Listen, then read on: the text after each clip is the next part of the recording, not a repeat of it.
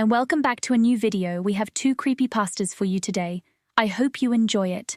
The last broadcast. In the quiet town of Silver Hollow, there was an old radio station, WSPR 104.7, that had long since ceased to broadcast. The building itself was a relic of a bygone era, its brick walls now overgrown with ivy, and its windows clouded with dust and grime. But the most peculiar thing about the station wasn't its abandoned state. It was the fact that, every so often, a broadcast would air at midnight, despite the station being officially closed for nearly 2 decades. The locals whispered about these broadcasts in hushed tones, calling them the last broadcasts. No one could quite remember when the first of these occurred, but those who had heard them described the content as unsettling, deeply disturbing even. Some claimed to have heard distorted voices reciting strings of numbers. Others spoke of eerie music, the kind that made the hairs on the back of your neck stand up, and some swore they heard screams, faint but unmistakable. But these were just stories, told by the elderly or passed down by the young in attempts to scare each other, until the night of September 14th, 2024, when something happened that the town would never forget. It was a cold, rainy evening, and the streets of Silver Hollow were empty, save for the occasional car passing through. Mark, a university student home for the summer, was driving back from a late-night study session at a friend's house. As he drove past the old radio station, his car radio crackled to life. He glanced at the dial. It was tuned to 104.7. Mark's hand froze. "Don't change the station. We've been waiting for you." A shiver ran down Mark's spine. He stared at the radio in disbelief, unsure whether to laugh it off or be genuinely concerned. But something about the voice made him uneasy. It was too clear, too direct. Who is this?" Mark stammered, though he felt foolish for talking to the radio. The voice ignored his question. Instead, it began to chant, a series of numbers that made no sense to Mark. 7314. The numbers repeated, over and over, faster and faster until they blended into a chaotic, unintelligible mess. Mark's heart pounded in his chest as he reached to turn the radio off, but the knob wouldn't budge. He pressed the power button frantically. Nothing happened. The numbers grew louder, more frantic. And then, as suddenly as it had started, the chanting stopped. The silence returned, and Mark felt his ears ringing in the absence of sound. He breathed a sigh of relief and made another attempt to turn off the radio. This time it worked. The car was silent once more, the only sound being the steady patter of rain on the roof. Unshaken, Mark sped up, eager to get home. But as he pulled into his driveway, he noticed something strange. His house was dark, no lights on at all. His parents usually left the porch light on for him, but tonight, there was nothing. He got out of the car, the cold air biting at his skin, and hurried to the front door. As he approached, he noticed the door was slightly ajar. Panic set in. He pushed the door open cautiously and called out for his parents. No answer. And Mark's heart raced as he stepped inside. The house was unnaturally quiet, the only sound his own breathing. He flicked the light switch by the door. Nothing. The power was out. He reached for his phone to use as a flashlight, but his hand trembled so badly he nearly dropped it. As he moved through the house, he noticed something was off. The furniture seemed slightly out of place, and there was a strange, faint smell, like something was burning. He made his way to the living room where he found the source of the smell, a small pile of ashes in the center of the floor. Among the ashes was a piece of paper, charred around the edges but still mostly intact. Mark knelt down, picking up the paper with trembling hands. It was a page torn from a book, but the text was gibberish, a random jumble of letters and symbols that made no sense. Suddenly, his phone buzzed in his pocket, making him jump. He fumbled to pull it out, relief washing over him at the distraction. But when he looked at the screen, his heart nearly stopped. The phone had no signal, no Wi-Fi, and no battery indicator. The only thing on the screen was a single message, "Asterisk, are you listening?" The words burned into his eyes, pulsing with a sickly light. Mark dropped the phone in shock, but before it hit the ground, the screen blinked off, plunging the room into darkness once again. In the silence, Mark heard something that made his blood run cold, a faint whispering coming from the hallway behind him. It was the same voice from the radio. "They're here." Mark turned slowly, every nerve in his body screaming to run, but he couldn't move. He stared into the darkness of the hallway, his breath coming in short, panicked gasps. The whispering grew louder, more insistent. "They've been waiting for you." A shape emerged from the shadows, tall and thin, with eyes that glowed faintly in the darkness. It moved toward him, slow and deliberate. Mark stumbled back, trying to find his voice, but all that came out was a choked sob. The figure stepped into the dim light filtering through the window, revealing a gaunt, hollow face with skin stretched tight over sharp bones. Its mouth twisted into a grotesque smile, showing rows of jagged teeth. "We've all been waiting." Mark backed up until he hit the wall, his heart hammering in his chest. The figure reached out a skeletal hand inches from Mark's face when a deafening static filled the room.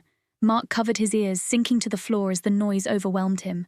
The last thing he saw before everything went black was the figure's eyes, glowing brighter and brighter until they consumed him. The next morning, Mark's parents found him in the living room, unconscious but unharmed. He had no memory of what had happened after he heard the voice on the radio. The police were called, but they found no evidence of an intruder and no explanation for the strange events. The radio station, WSPR 104.7, was investigated, but the building was empty, its equipment long since removed or broken beyond repair. Yet when one of the officers turned the old radio dial out of curiosity, the station crackled to life for just a moment, playing that same eerie jazz tune before going silent once again. Mark never spoke of that night to anyone, but sometimes when he's alone, he hears that voice in his mind, whispering the numbers over and over, growing louder and louder until he feels like he's going mad.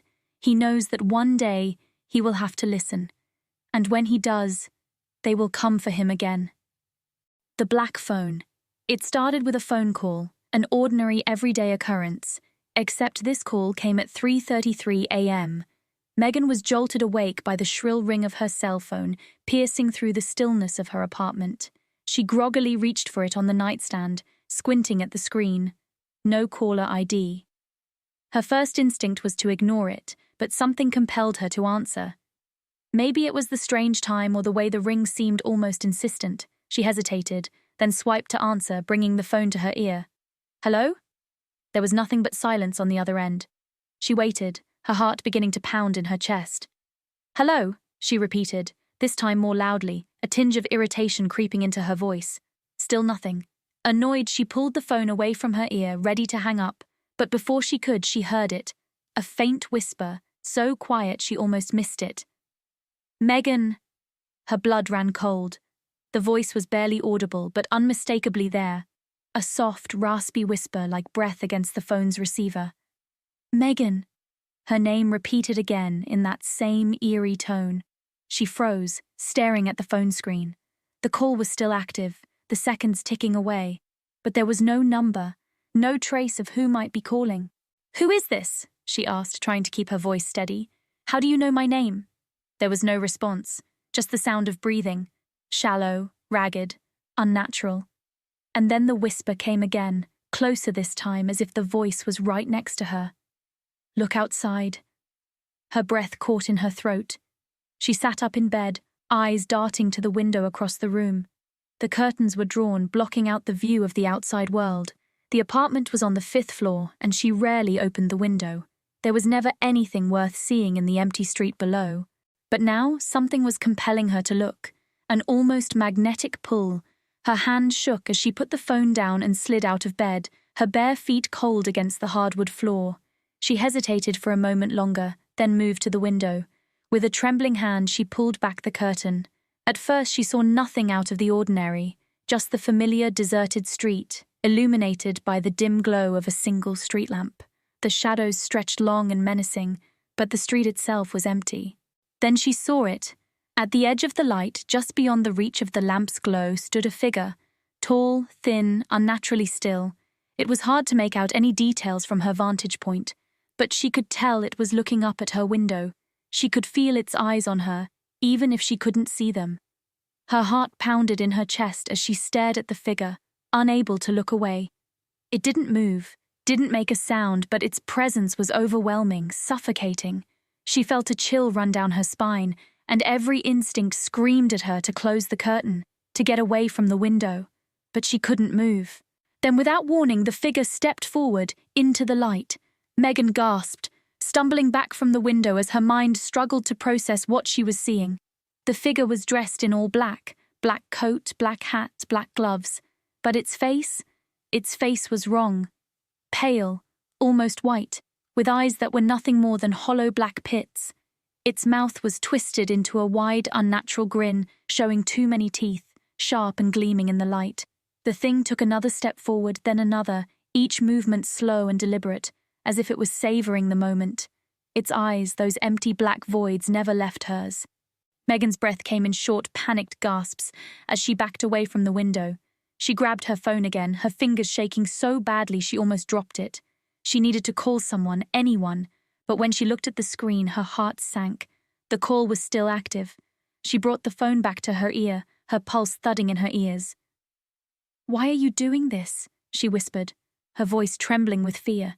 The breathing on the other end of the line continued, slow and deliberate, mirroring the figure's movements outside. And then the voice spoke again, that same raspy whisper. "I'm coming." Megan's blood froze. She dropped the phone, not caring as it clattered to the floor. She had to get out. Now. She turned and ran for the door, her heart pounding in her chest. But as she reached the door, she froze. The sound of footsteps echoed in the hallway outside her apartment. Slow, heavy footsteps, moving closer with every second. She stared at the door, her hand hovering over the lock. The footsteps stopped just outside, and she could see the shadow of something standing on the other side. Something tall with a wide-brimmed hat. Her hand shook violently as she slowly turned the lock, trying to be as quiet as possible. Maybe, if she could get out quickly, she could make it to the stairwell, or find someone else awake in the building. But just as she finished unlocking the door, the footsteps started again, this time inside the apartment. Megan's breath caught in her throat. She slowly turned around, her eyes wide with terror. The figure was standing in her bedroom doorway, its grin impossibly wide, teeth gleaming in the dim light. It had no eyes, no soul behind those empty black pits, but it was looking directly at her, as if it could see every fear in her heart. It took a step forward. Megan screamed. She turned, yanking open the door and fleeing into the hallway.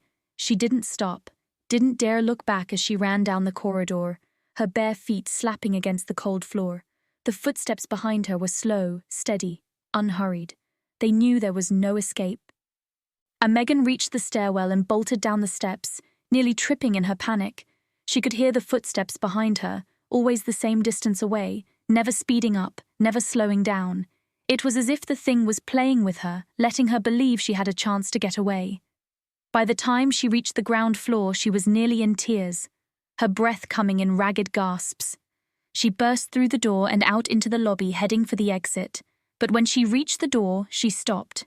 The figure was already there, standing in the middle of the lobby, that same grotesque grin plastered across its face.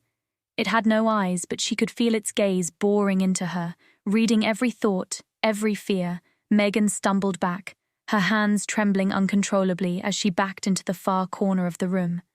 The figure didn't move, didn't need to.